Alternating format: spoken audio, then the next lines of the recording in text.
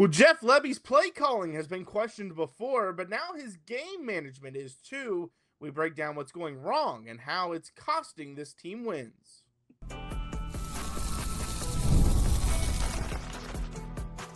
You are Locked On Mississippi State, your daily podcast on the Mississippi State Bulldogs, part of the Locked On Podcast Network, your team every day.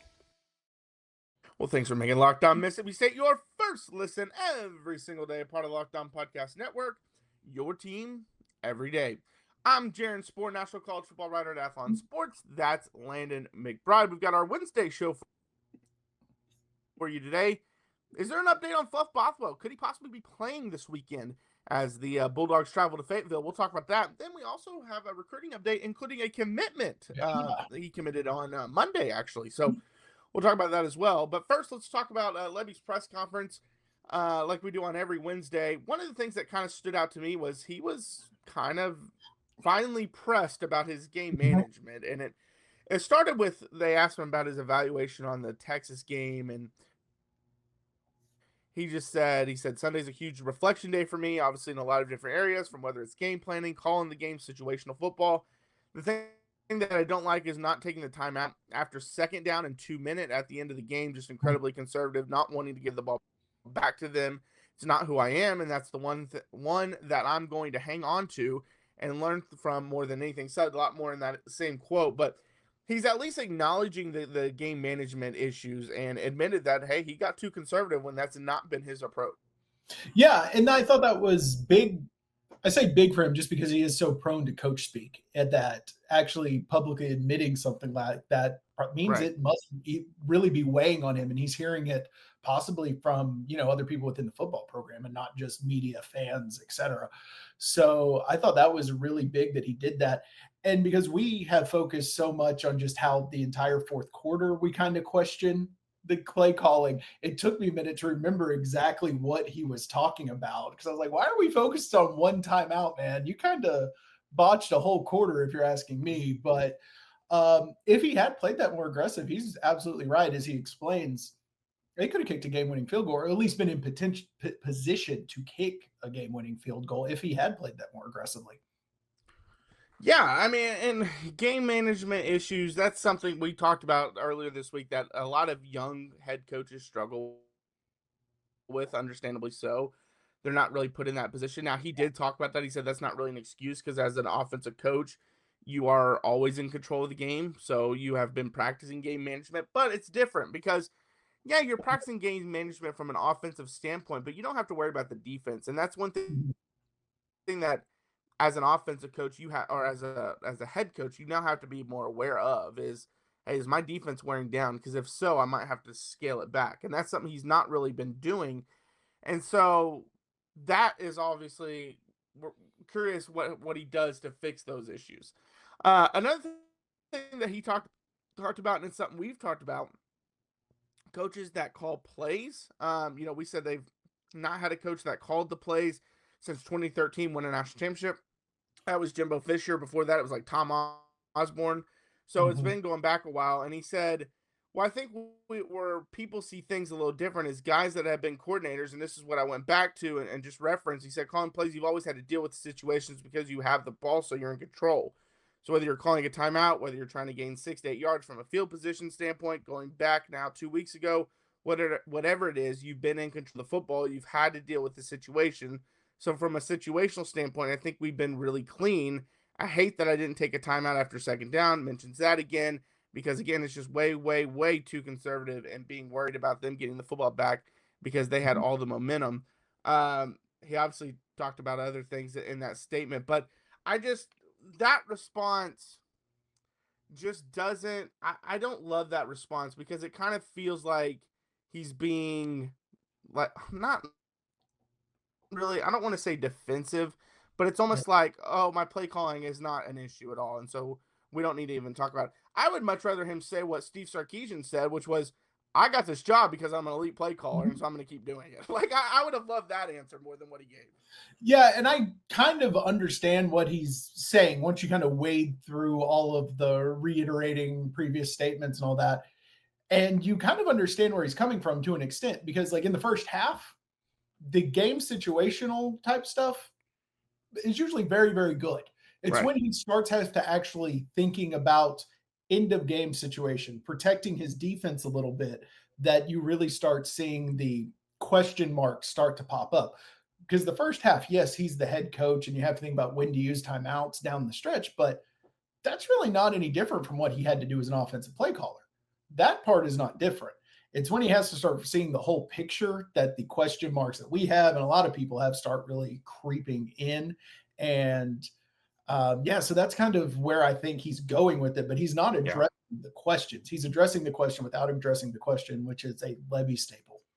Yeah, and like you mentioned, that's something he does a lot, and he gives that coach speak. And so, how we were talking about praising him for not giving the coach speak in the first answer, he went right back to kind of the coach speak in the second answer. Again, I would just rather like just be honest and say, hey, I feel like I'm a great play caller. I feel like my play calling gives us the best chance to win. I'm going to keep doing it. I love those answers more than kind of dancing around like, oh, it's not that big a deal. It's not an issue. Blah blah blah. Now, again, he did take fault for the not calling the timeout, which would have saved some things, saved some time. Would have also helped them get kind of in better position and also get them like under control too. And that's the thing that slowing down will do.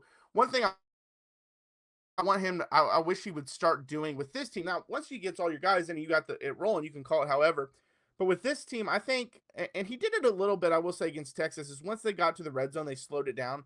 But I wish he would extend that out to just kind of all critical plays. Like, hey, it's a critical third, it's a critical fourth down, we're going to go for it. Every now and then, it's fine to do that. Like, and I mentioned this on Monday, if it's 3rd and 10 and you bust off a 9-yard play and you're rushing to the line to get it quick to get a 4th and 1, I'm cool with that. Yeah. But when it's 3rd and 1, you get stuffed. There's no reason to go hurry up and go 4th and 1 and then get stuffed again, which is what they did. So I just think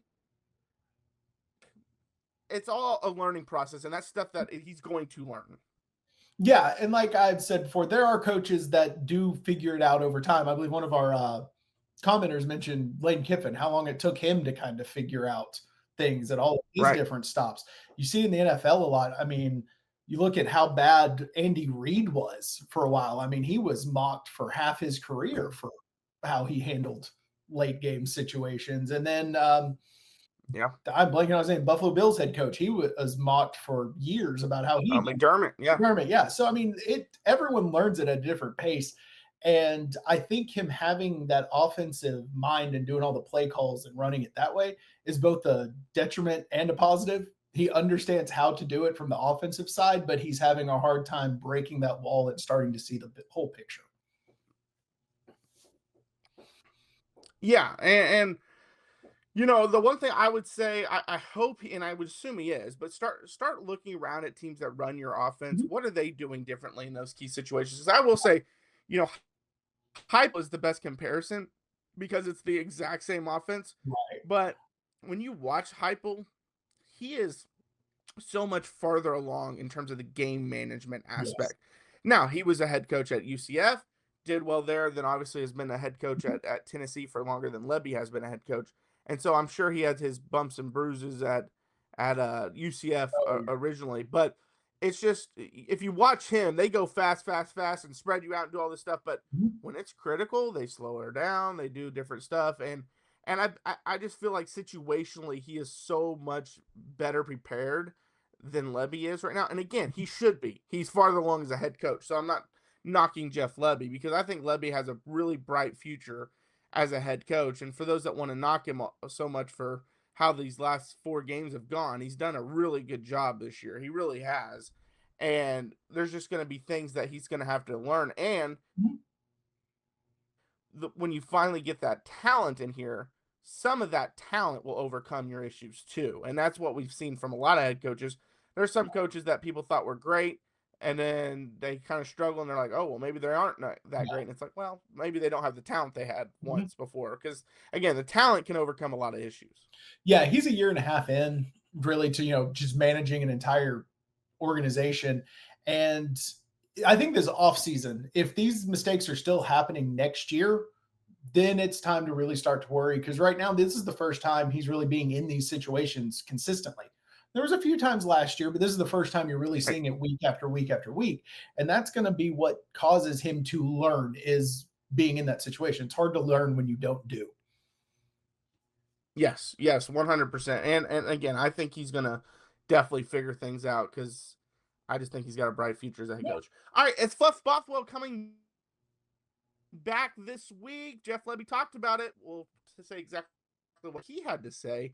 We'll do that coming up next.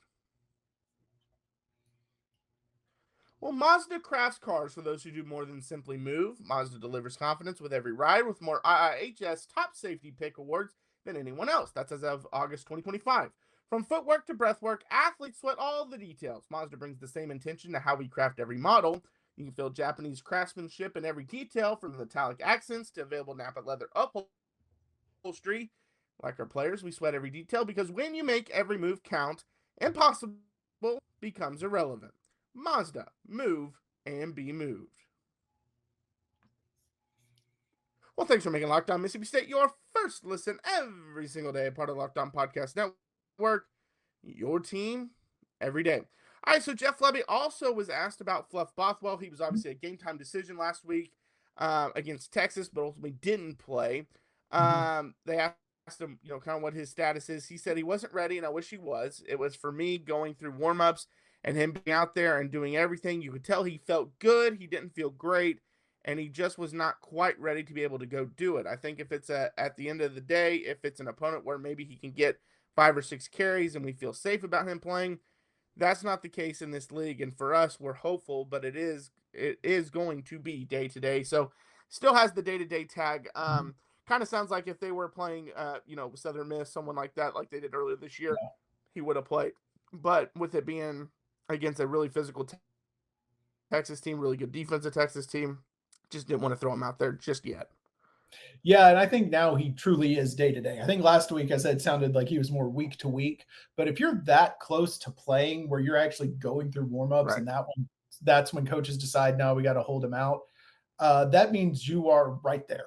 And unless something happens during practice or his rehab this week where it's just a big setback, I'd be surprised if he's not out there against Arkansas. Now, he may be a little limited. Like, we might see Booth more in the featured back role, and Fluff's more of like a situational back. You bring him in short yardage, certain packages, and he gets 10 to 15 carries instead of the like 25 to 30 he was getting earlier in the year. But I think it'll be shocking if he's not out there on Saturday.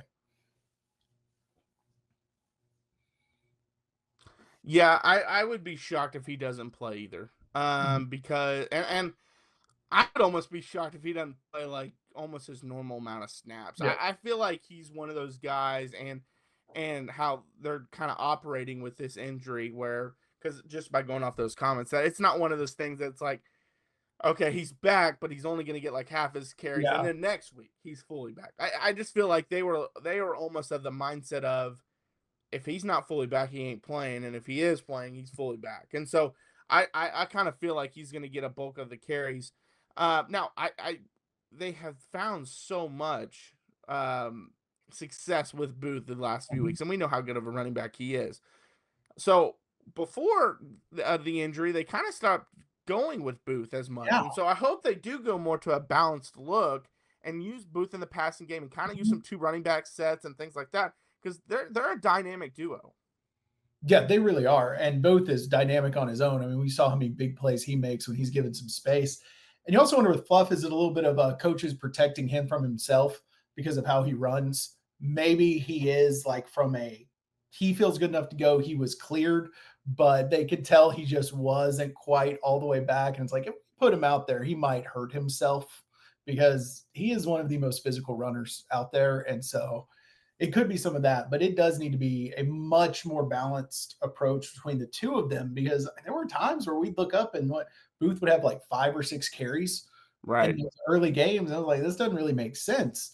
And I get you want to ride the hot hand, but it should be more of like a 15-15 kind of thing. I mean, that's perfect old, but probably 18-12, things like that, instead of like the 24-5. It just doesn't make sense when you have 2 guys that are this talented. Yeah, they're so talented and they're so different. That's why you can use them together. That's why I think there should be more 2 running back looks, because if it was like, hey, you got 2 power guys, well, yeah, you just go with the one that's slightly better than the other one. It makes all the sense in the world. The But other you one got gets 2 in when you need speed a breather.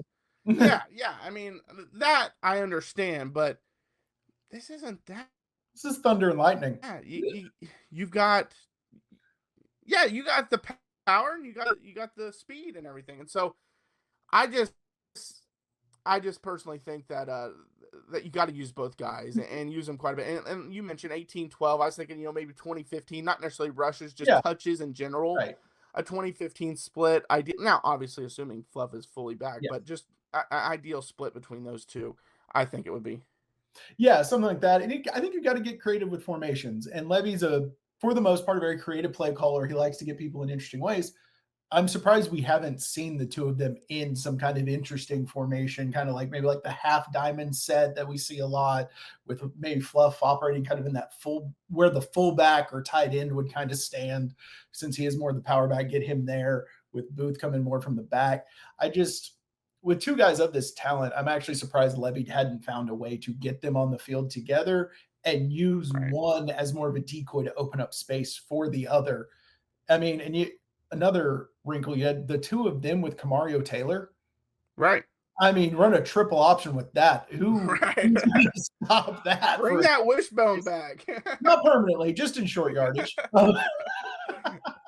No, I mean, that would be dynamic for sure. And I wonder what Camario Taylor's role is, because that was the one thing with Booth back. Yes, Woods or with Bothwell back, we would see some Camario Taylor in short yardage, but it was a lot of Fluff, which it should be.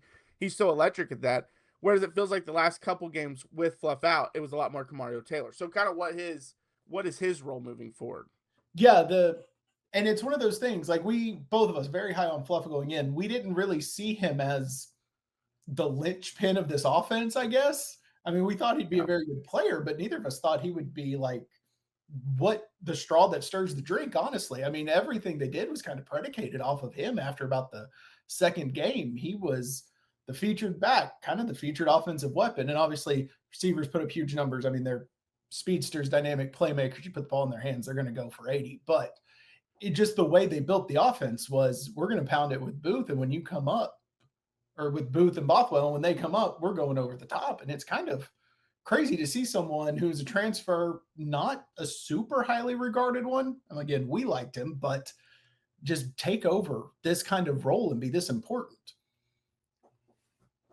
Yeah, for sure. And, this is a defense that you would bring him back in full force on, because Arkansas's defense not been good all season. Now they've been better ever since Sam Pittman got fired. And I think some of that's just a jolt you get sometimes when a coach gets let go.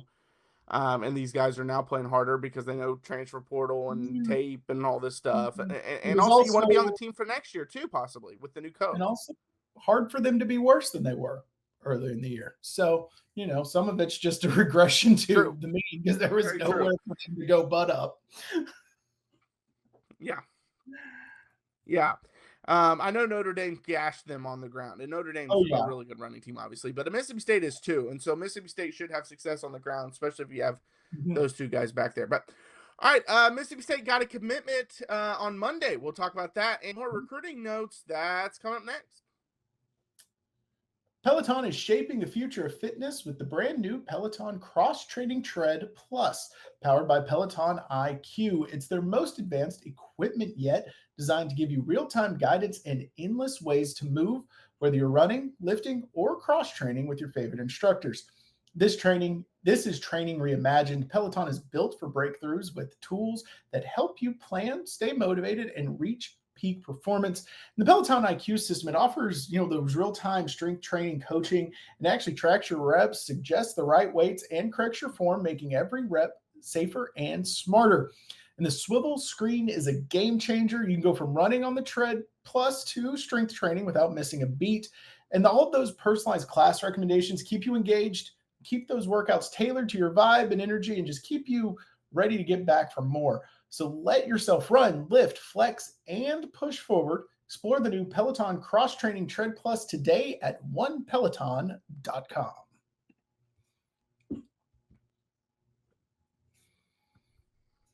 Well, thanks for making Locked On Mississippi State your first listen every single day, part of Locked On Podcast Network. Your team Every day. All right, Landon, do you want to get into the commitment first or some recruiting news? Oh, let's go with the commitment. Let's go there first. Okay, so Dre Riley, he's a safety, a JUCO guy. It looks like he committed on Monday. He's a 3-star in 24/7 Sports, top 40 player in the JUCO rankings. He plays at Northwest Mississippi Community College. So he ended up choosing Mississippi State. Had an okay offer list. I wouldn't say it's like eye popping, but overall it's a lot of group of 5 schools. But yeah, I mean, overall you get a top 40 guy in the JUCO ranks, a safety with some experience. Solid get, 6'1", 185. I think it's a solid get for them. Yeah, it was. And he's a name. I think I remember him kind of when he was coming out of high school. The name just sounded really familiar when I saw the commitment pop up. And I watched some of his huddle tape before we recorded this. And, he has a nose for the football. Like there was a lot of forced fumbles, couple fumble recoveries, a lot of interceptions. Definitely the deep middle of the field type of safety, but he will come up and hit. He can cover. I mean, there were a couple times I saw him in one-on-one, I think with tight ends or slot receivers. He hung with them. Only thing I saw that's kind of a worry, he tends to just go in with the shoulder for tackles. Yeah. Which a lot of safeties doing that. With not wrapping up. There were a couple where he wrapped up, but that was more because he was coming in at a weird angle and couldn't throw the shoulder. They weren't like a controlled wrap-up style tackle. So I think that's something he's going to have to work on, or he might get run through a few times in the SEC. But he has a lot of talent, a lot of good ball skills. So he's a guy to be excited about. Yeah, like you mentioned, he is definitely a ball hawk, which this team needs more, which they've been doing actually a pretty good job of forcing turnovers, but you can never have too many guys that are like that. Another one to kind of keep an eye on. So anytime a head coach is fired, you immediately look at, okay, what players are out there that not just on the team like transfer portal, but also recruits. And there's one to keep an eye on for Mississippi State. It's 4-star offensive lineman Bryson Cooley. He actually plays high school football in Mississippi. He's committed to LSU. So obviously Brian Kelly gets fired, and he's committed to LSU as of now. He's really the only one of that kind of group that I think would probably take a look at Mississippi State, or at least not just take a look, because he's actually been at Mississippi State for their last 3 home games. So he's been attending a lot of home games for Mississippi State. He also has not commented to LSU media about the firing of Kelly, but I will say this. I've been looking through it. There's not much that he's talked to media, period, like many stories out there, period, since he committed in June to LSU. So he might just not be a media type guy, which a lot of offensive linemen are. He's an offensive lineman. That's kind of he likes to stay under the radar. But he's a guy that he's 6'6", 315 pounds, offensive tackle. He's a Phil Lodeholt guy. I was going to say, never seen one. Build. Yeah. He's a top 250 player on Rivals. Like I mentioned, 4-star. He's a 3-star on 24/7 and on ESPN. So, I mean, give me all the offensive linemen you can get, talented ones especially. Oh yeah, and especially guys on the like the ends, like your tackles, the exterior guys, because those are the guys you want to bring those in. Because even if you find out once you get to college, maybe they put on 10 to 15, 20 more pounds, maybe they're not as fast as you kind of thought they were on tape. It's really easy to slide that guy to guard when they're there and you have time to coach them up, and then you have a very good guard. So, I mean, I think he would be a huge guy, and that is someone that Lodeholt needs to be on the phone with. You're like, hey, man, you want to come? You want to come back over here? I know how to coach guys like you.